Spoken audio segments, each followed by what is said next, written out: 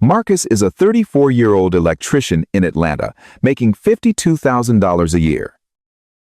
Not rich, but not struggling. Or so he thought. Last March, his water heater failed on a Thursday night. The replacement quote came in at $1,100.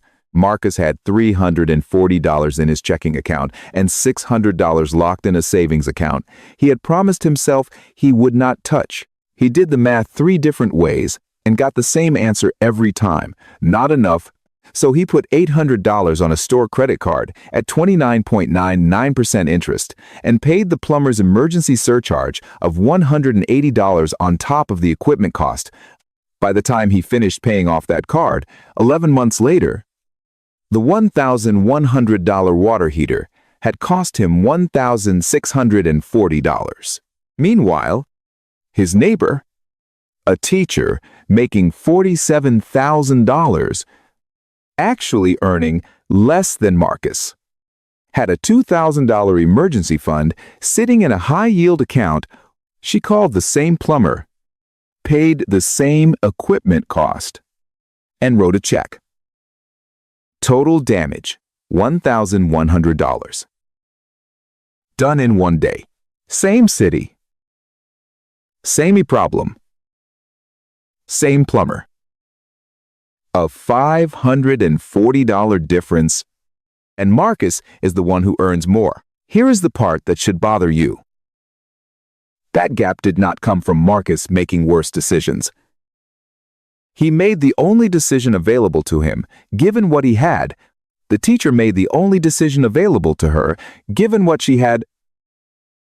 Their outcomes differed not because of choices, but because of starting conditions. One had a buffer. One did not, and the one without it paid $540 extra for the privilege of being unprepared. That $540 was not a one-time event. It is a pattern. The mechanism has a name. It has a measurable structure. And once you understand it, you can begin dismantling it systematically. My name is Ryan, and I spend what my friends would describe as an unhealthy amount of time thinking about the hidden mechanics of wealth, the invisible equations that keep most people running hard on the hamster wheel without ever actually moving forward. If you feel like you are working harder every year but your bank balance never reflects that effort, or if you feel like one unexpected bill could unravel your entire financial year, then you are exactly who this video is for. Because today, we are not talking about stocks. We are not talking about crypto, passive income side hustles, or the morning routines of billionaires. We are talking about something far more fundamental and far more damaging. We are talking about the structural reason why being broke is, mathematically and demonstrably, the most expensive financial position you can occupy. Here is what most financial advice gets catastrophically wrong. It frames poverty as a behavior problem. Financial gurus tell you that wealth is the result of discipline and that financial struggle is the result of bad habits. They hand you a latte analogy and tell you that if you just stop buying coffee, you would be rich. They say, track every dollar, cancel subscriptions, meal prep on Sundays, stop eating out. The implication is always the same. The reason you are struggling is that you are doing something wrong. Some of that advice is not incorrect. Exactly. Tracking spending is useful. Eliminating wasteful subscriptions makes sense. But as a complete explanation for why people cannot get ahead financially, it is not just incomplete, it is dangerously misleading. Because it assigns blame for a structural problem to the individual experiencing it. It tells someone drowning in a current that the problem is their swimming technique. The real explanation is this: the less capital you have access to, the more you pay for everything, not slightly more, not marginally more, dramatically, structurally, and mathematically more, Being poor does not just mean having less money. It means the money you do have buys less, costs more to access, erodes faster, and is harder to protect. The game is rigged at the arithmetic level, and almost nobody is teaching people how to see it. I call it the friction cost of financial scarcity.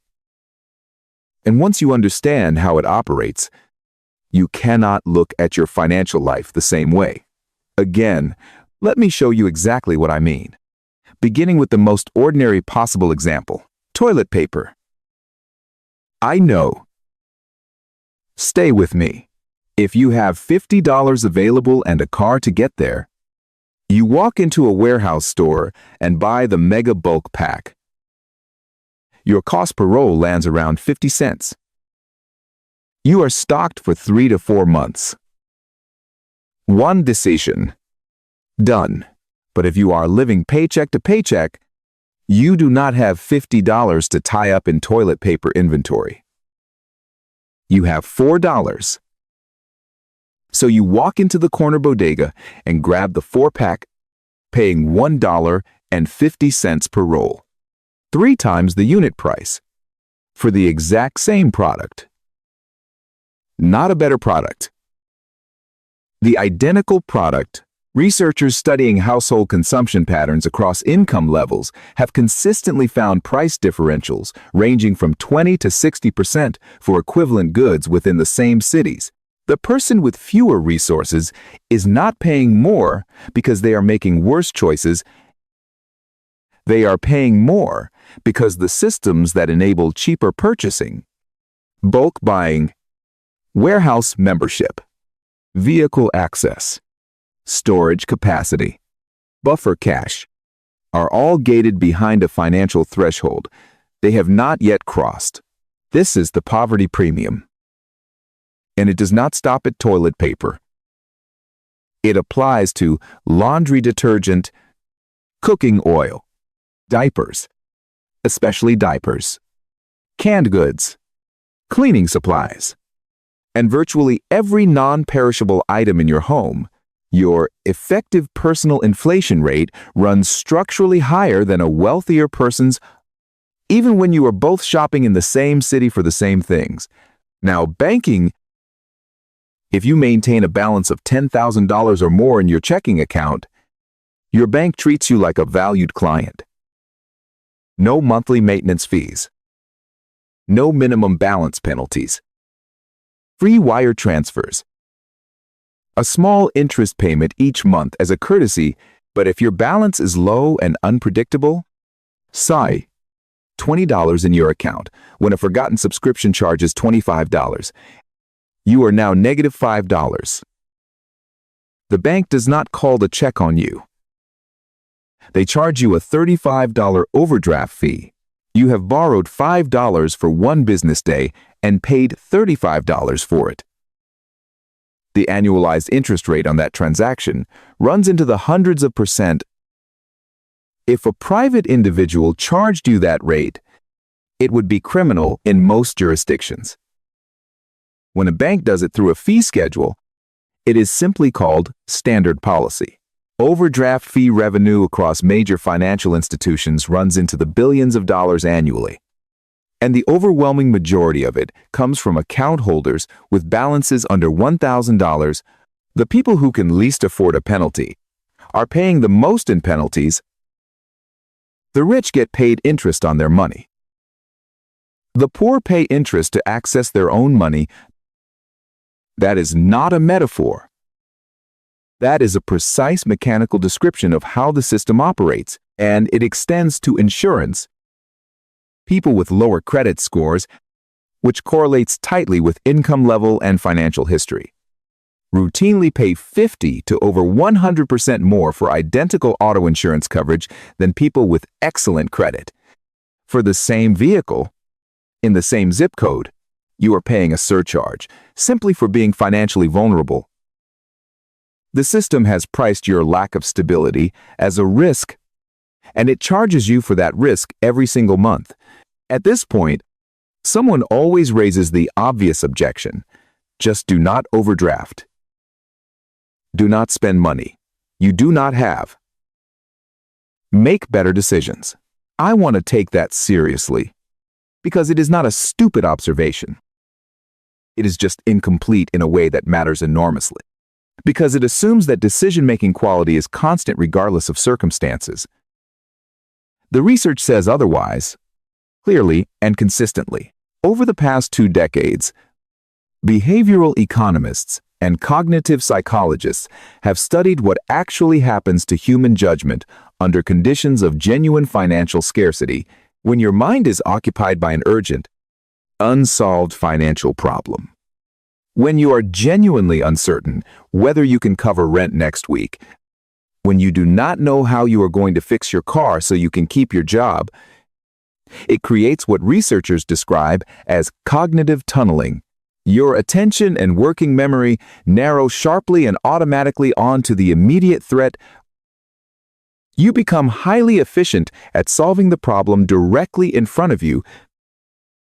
You become measurably less capable of evaluating distant consequences, resisting immediate temptations, or making the kind of long-horizon decisions that standard financial advice assumes you are capable of making at all times.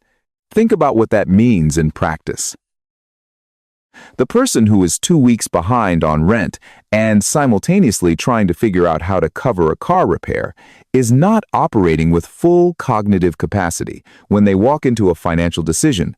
They are running on a system that has already allocated most of its bandwidth to survival calculations. Their ability to evaluate a 5-year consequence is genuinely, measurably impaired. Not because of low intelligence or weak character, but because of the architecture of human attention under acute, sustained stress. This is not a character flaw. This is neuroscience. It explains patterns that look inexplicable from the outside, taking a payday loan at triple-digit interest rates because the alternative is missing the rent payment that costs you your apartment, buying fast food instead of cooking, because the mental energy required for planning a meal was already consumed by more urgent calculations earlier that morning. Making a small, non-essential purchase to get a moment of psychological relief because sustained deprivation without any release has real cognitive costs. These are not signs of irresponsibility. They are predictable outputs of a decision-making system operating under a load it was not designed to handle indefinitely. The first dollar of financial cushion does not just protect you from emergencies. It restores a portion of your own cognitive capacity. The buffer is not only a financial tool, it is a thinking tool. Now let us look at the complete picture, because once you see how these systems interlock, the individual examples stop feeling like separate problems and start looking like what they actually are. One compounding mechanism operating across every domain simultaneously. Télécommunications. If you have established credit and a stable residential address, if you qualify for a standard postpaid phone plan at a competitive monthly rate, you likely receive a subsidized device. Your cost per gigabyte of data is reasonable. If you do not have those things, because you have moved frequently, had billing problems in the past, or have a thin credit file, you are pushed toward prepaid plans. Prepaid plans for equivalent data typically cost 30 to 50% more per gigabyte. You receive no device subsidy, so you pay full retail price for hardware, often through installment arrangements that carry their own financing costs. Healthcare operates under similar logic but with higher stakes. Without employer-sponsored or government coverage, accessing medical care means paying the uninsured retail rate, the full list price, before any insurance negotiation. The negotiated rates that insured patients pay are often a fraction of that retail price, and because cost becomes a barrier to preventive care, conditions go unaddressed until they escalate. The $150 preventive visit that was skipped becomes a $2,000 emergency room bill. That bill may go to collections, which damages the credit score, which, closing the loop, raises the cost of car insurance, apartment deposits, and loan rates going forward. Housing is perhaps the most consequential example. When you rent, every dollar of your monthly payment goes to your landlord. You build zero equity. You receive the use of the space, but accumulate no ownership stake in the underlying asset.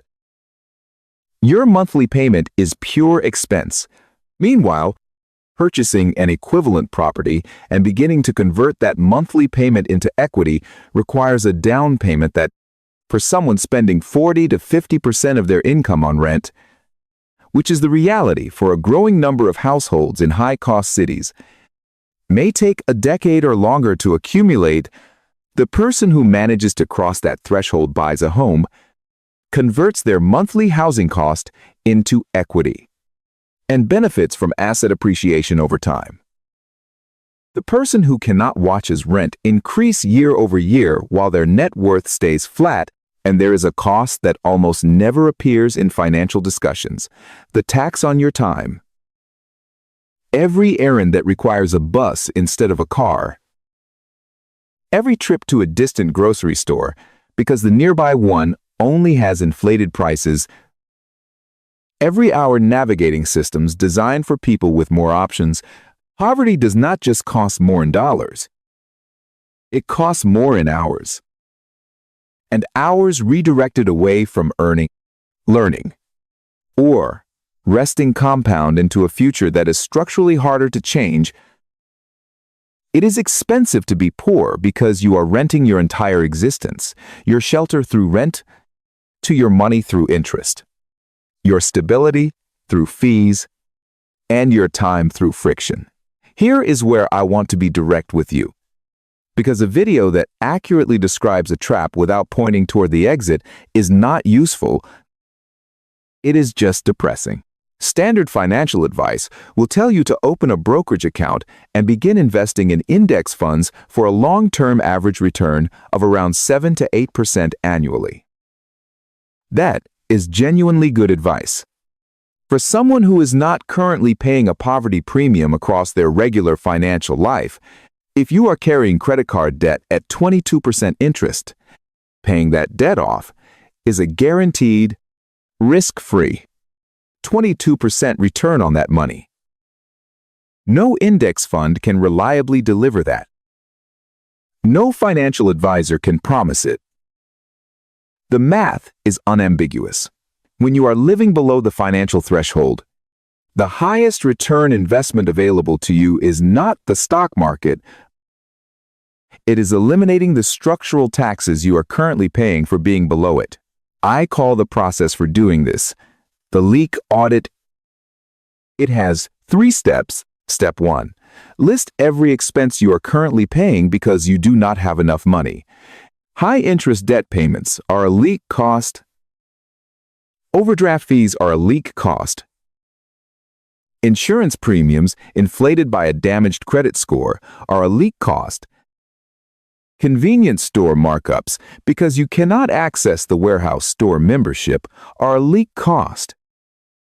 Late fees on bills you could not pay on time are a leak cost. These are not lifestyle choices. They are structural penalties imposed by your position below the financial threshold. Identifying them clearly, writing them down, putting a monthly dollar amount next to each one, is the foundation of everything that follows. Step 2. Quantify the single largest one in annual dollar terms. If you are carrying a $3,000 balance on a credit card at 24% interest, that one leak is extracting approximately $720 from you every year in interest alone. Money leaving your account monthly that is not buying you anything except the privilege of continuing to owe the balance. If you are paying $45 more per month for auto insurance due to a credit score issue, that is $540 per year. Whatever your largest leak is, attach an actual annual number to it. That number becomes your target, not a source of shame. A target. Step 3. direct every available dollar toward closing that one leak, exclusively, until it is fully closed. Then move to the next one. Not split across multiple goals simultaneously. Not partially addressed while you also try to save, invest, and build a buffer at the same time. One leak, all available resources, complete closure. Then the next, yes. This means a period of restricted spending, probably 3 to 6 months of genuinely uncomfortable choices. The path through the threshold is narrow at the start, and I will not minimize that. But here is what the other side looks like. The person who systematically closes their leak costs typically reclaims somewhere between $300 and $500 per month in cash flow permanently, not as investment returns, not as income growth, as money that was always theirs, being extracted by structural penalties that they have now stopped paying. Over 5 years, that reclaimed cash flow, redirected first toward a functional emergency buffer and then toward genuine asset building, produces a materially different financial position. Over 10 years. The difference between someone who understood this mechanism and someone who did not is not incremental. It is structural.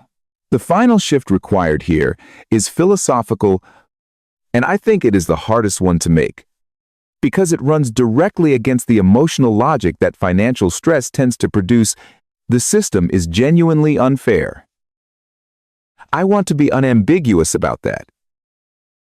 The structural costs I have described throughout this video are real, they are documented in peer-reviewed research, and they are concentrated disproportionately on people who are already disadvantaged. Acknowledging that is not making excuses. It is accurate diagnosis. At the same time, the system being unfair does not mean there are no moves available within it. It means the moves are harder, require more precision, and produce results more slowly than the same effort would produce for someone already above the threshold. That asymmetry is real and it matters, but the agency within it is also real. And treating the two as mutually exclusive is one of the most expensive cognitive mistakes a person in financial difficulty can make. The most important thinking shift is this: stop evaluating financial decisions based on what they cost today, and start evaluating them based on what they cost across their entire operational life. Affordability thinking sounds like, can I handle this monthly payment? Total cost of ownership thinking sounds like, what is the complete financial impact of this decision over 3 to 5 years, including interest paid, likely maintenance, probability of early failure, cost of replacement, and what those dollars could have produced otherwise? These two frameworks lead to entirely different choices. The car dealership presents monthly payments because that framing makes the true cost invisible. The rent-to-own store advertises weekly installments for the same reason. The payday lender focuses on how quickly you can access the cash, not on what it will actually cost to repay it. Every financial product specifically targeting people below the threshold is engineered to direct attention towards short-term accessibility and away from long-term cost. Understanding that is not cynicism. It is market literacy, and it is one of the most protective things you can develop when you apply total cost of ownership thinking consistently. The landscape shifts. The $50 boots that last a decade are not expensive. The $10 boots you replace every season. Spending $100 over 10 years while still ending up with wet feet are expensive. The reliable used car with a documented maintenance history is not expensive. The cheap car with a hidden mechanical problem that fails 14 months in, leaving you making payments on a vehicle you cannot drive while simultaneously needing to finance a replacement, is extraordinarily expensive. Here is the deeper truth about the system you are operating inside. It is not neutral. The companies and financial institutions that profit from the poverty premium have invested significantly in understanding how financial stress affects decision-making. They know about cognitive tunneling. They know that stressed brains prioritize short-term relief over long-term optimization. They have engineered their fee structures, payment plan offerings, and marketing specifically to extract maximum value from that reduced capacity. When you understand the mechanics of the trap, you become a genuinely bad customer for those systems. You stop triggering overdraft fees because you have a buffer. You stop rolling over high-rate debt because you have closed it. You stop paying the convenience store premium because you now have the resources to access bulk pricing. You stop being profitable for the poverty premium machine. One closed leak at a time. Get angry at the math. Not at yourself, at the math. Every late fee, every overdraft charge, every insurance surcharge driven by your credit score is not evidence of personal failure. It is evidence of a system extracting value from people with the least capacity to resist. Use that clarity as fuel. Let the frustration build the buffer. Run the audit. Close the first leak. The math is not in your favor at the start. But math is not permanent. Every leak closed. Every premium eliminated. Every dollar reclaimed from the extraction machine changes the equation slightly. And those changes compound eventually. Not all at once, not on a clean timeline, but leak by leak and decision by decision. You cross the threshold. And on the other side, the math starts working for you instead of against you. You buy the boots that last. You write the check instead of financing the emergency. And you start playing a fundamentally different version of the financial game, one where the rules, for the first time, are not actively working against you. If this reframed how you see your finances, not as a discipline problem you keep failing to solve, but as a structural math problem with a specific mechanism and a specific set of countermeasures, share it with one person in your life who needs that same shift. Not to overwhelm them, just to give them the vocabulary for what they are already experiencing, because the first step out of any trap is being able to name it. And next week, we are going deeper. Specifically, why your credit score is costing you significantly more than you probably realize right now, and the exact sequence of steps to repair it faster than conventional advice suggests is realistic. Subscribe so you do not miss it.